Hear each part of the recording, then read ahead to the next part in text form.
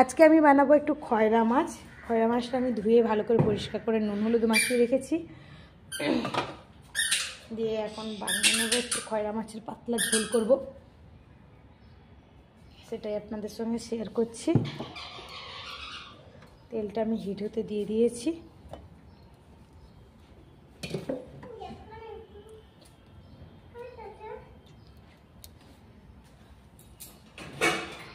Fresh খয়রা মাছটা তো ওই জন্য ভাজা খেতে ভালো লাগে, জানি কাটা ভাজতে একটু প্রবলেম হয়, কিন্তু এত ভালো টেস্ট, মানে কি বলবো, মিষ্টির মাছ তো খুব ভালো খেতে হয়। তার সঙ্গে একটা আমার ছোটো আমুদি মাছ এসে গিয়েছিল, তো তাকে আমি ফ্রাই করে নিচ্ছি, ওটা সাইডে রেখে দেবো, ভাজা খাওয়া হয়ে যাবে। ফ্রেশ ছিল বলে আমি ফেলিনি। মাছগুলো আমি ভেজে নেবো। মাছটা আমি উল্টিয়ে দিয়েছি, এই সাইডটাও একটু এইভাবে ভেজে নেব, খুব কড়া করে ভাজবো না। আর যদি ভাজা খেতে পছন্দ করেন তাহলে তো একটু কম আঁচ করে ভেজে নিতে হবে, একটু নিচে করে দিলে বেশি ভালো হয়।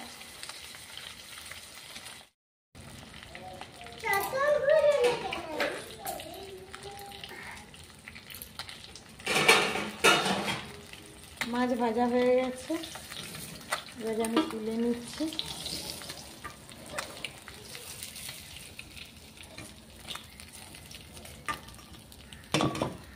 বাকি মাছগুলোও আমি এইভাবে ভেজে নেব মিডিয়াম করে।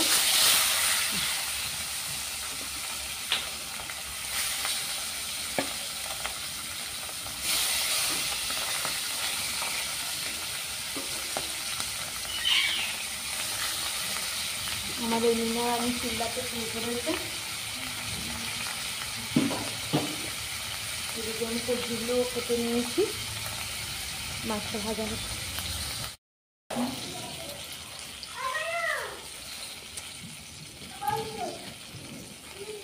মাছগুলো আমি এবারে তুলে নিচ্ছি।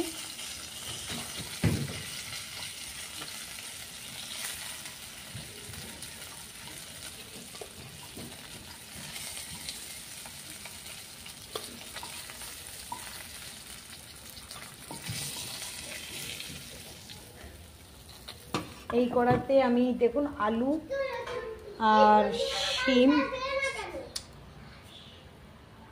সিম করে রেখেছি, এইগুলোকে একটু সাঁতলে নেব।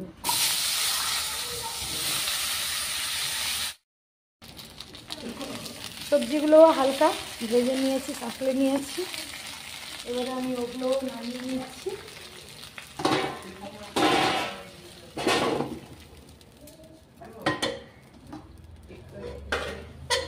কড়াইটা গরম করতে দিলাম, তেল দিচ্ছি। এখানে আমি একটা মশলা বানিয়ে নেব। হলুদ হাফ চামচ,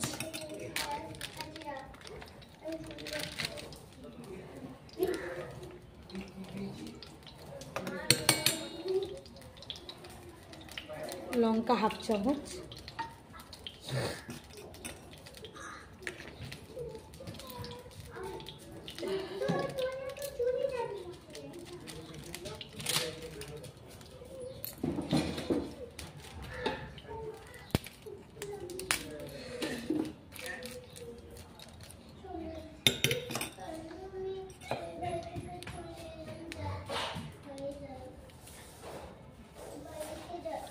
জিরে গুঁড়ো 1 চামচ দিয়ে আমি ওটাকে জলে গুলিয়ে নিচ্ছি। এদিকে বড়িগুলোকে আমি তেলে ভেজে নিচ্ছি।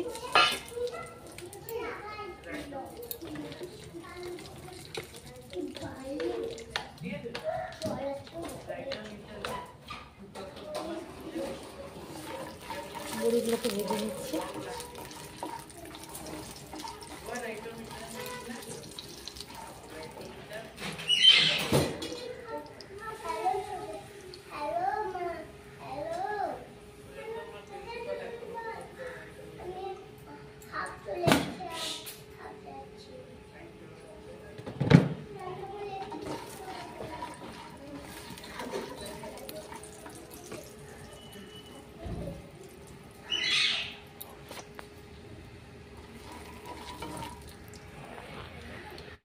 বড়িগুলো ভাজা হয়ে এসছে, বাস এবারে বড়িগুলো আমি এই সবজির সাইডে তুলে নিলাম, হালকা সুন্দর কালার।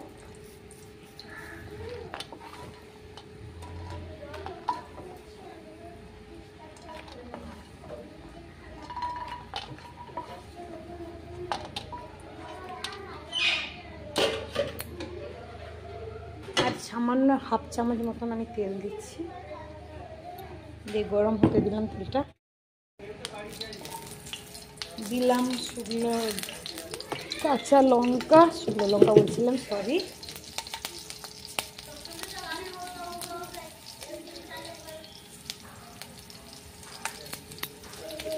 কালো জিরে। ফোড়নটা ভালো করে ভাজা হয়ে গেলে এবারে যে আমি মশলাটা গুলে রেখেছি মশলাটা দিয়ে দিলাম, সামান্য চিনি টেস্ট অনুযায়ী, তারপরে দিয়ে দেবো নুন টেস্ট অনুযায়ী। যেটা চিনিটা আমি ভালোবাসি বলে দিলাম, আপনাদের অপশনাল, আপনারা দিতে পারেন নাও দিতে পারেন। হ্যাঁ, দিয়ে এবারে মশলাটা ভালো করে তেল ছাড়া পর্যন্ত কষিয়ে নেব সুন্দর করে।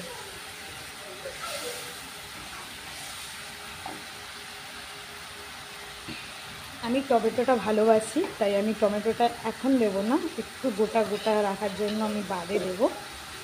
টমেটোটা এখন অ্যাড করছি না, অনেকেই এটাই টমেটো দেন না, আমি যেহেতু পছন্দ করি বলেই দেবো অ্যাকচুয়ালি।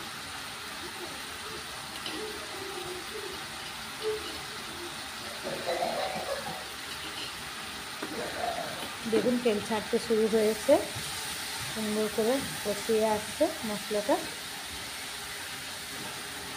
এই যখন তেল ছাড়তে শুরু হয়েছে এই সময় আমি সব সবজি আর বড়ি দিয়ে দিলাম, দিয়ে এটার সঙ্গে আর একটু কষিয়ে নেব।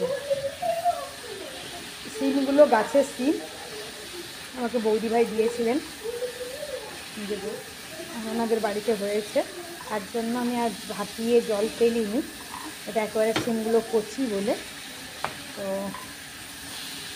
ওই কারণে যদি বাজারের সিম হয় একটা ফুট দিয়ে ফেলে দেবেন, এটা ওনাদের বাগান বাড়ির বলে সেরকমই সার ওষুধ বেশি দেন না।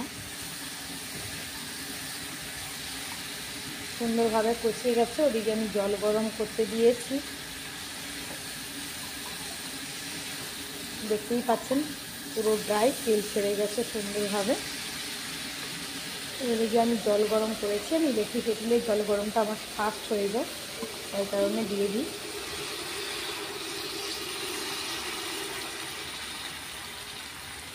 এতে একটু জল বেশি দিতেই লাগবে, কারণ না বড়িটা যেহেতু আছে ঝোল টানবে, আর এটা খুব ভারী ঝোল হয় না, পাতলাই ঝোল হয়। আর একটু ঝোল দিচ্ছি, না হলে পরে ঝোল অ্যাড করলে ভালো লাগবে না।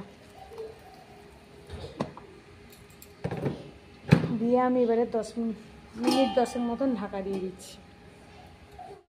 এবারে আমি ঢাকাটা খুলে দিলাম,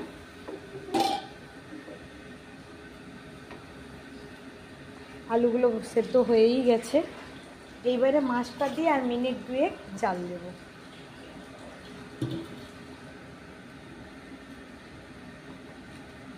মাছ দিয়ে আমার বেশি ফোটালে ভালো লাগে না, মাছ একেবারে গদগদ করলে। অনেকে মাছ আবার জলে একটু বেশি না ফুটলে ভালো লাগে না বলে, কিন্তু আমার আবার ভালো লাগে না। তো আপনাদের যেটা পছন্দ, বেশিক্ষণ ফোটালে বেশিক্ষণের জন্য দেবেন। এই সময় আমি টমেটোগুলো দিয়ে দিচ্ছি।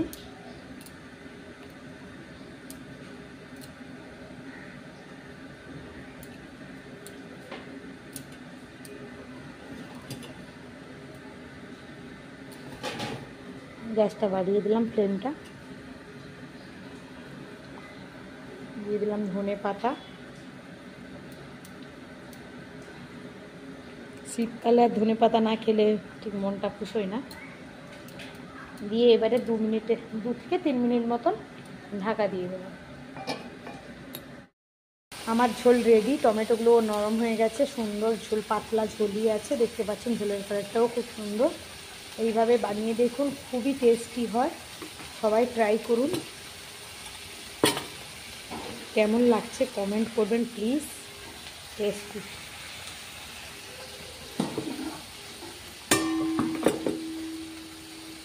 যে জায়গাটায় আমি মাছ ভেজে রেখেছিলাম ওটাতেই নামিয়ে নিলাম।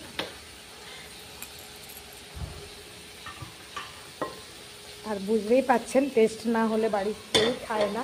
আর এতটা অ্যামাউন্টে রান্না হয় মানে সেটা আন্দাজ করতে পারছেন। সব সবজিগুলোও গোটা গোটা থাকবে, কেউ ঘাঁটবে না, খুবই সুন্দর হয় এই রান্নাটা। হালকার মধ্যে খেতেও খুবই টেস্টি আর হেলদি। Please try.